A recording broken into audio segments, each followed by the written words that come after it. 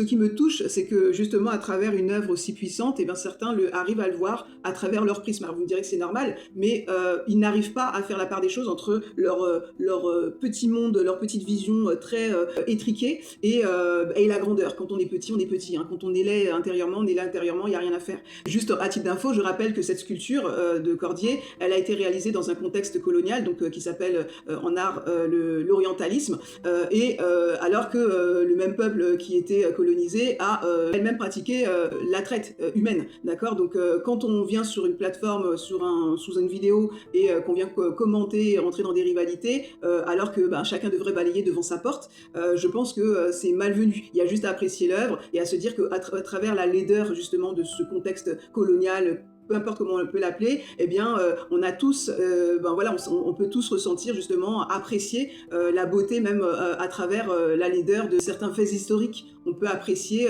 moi-même, vous voyez, je suis afro-caribéenne, je peux apprécier certaines choses, faire la part des choses. J'entends, par exemple, nous, on a la question du déboulonnage, on est justement métissés, et donc voilà, il y a des choses, on est obligé de faire avec certaines choses, et on en a fait une culture. Vous voyez, mais on ne sait pas qu'il y a les bienfaits de la colonisation, c'est même pas discutable, mais on a créé une culture à partir de ce qui nous est arrivé, en tout cas à nos ancêtres. Ce que je trouve aussi assez déplorable, c'est que j'ai pas vu un seul commentaire qui était en faveur des Soudanais. C'est-à-dire que personne n'a commenté, personne n'a pris cas de ce peuple, ils en avaient rien à faire, si c'est pas juste pour apprécier l'œuvre dans toutes ses dimensions, puisque comme vous voyez là, moi-même j'ai une pièce dans les mains, on peut voir justement sous tous ces angles, surtout que j'ai fait une vidéo de manière assez détaillée pour qu'on puisse voir la beauté avec les matières qui ont été utilisées, mais il y a des causes qu'on soutient, mais là, moi je suis pas soudanaise, je n'ai aucun intérêt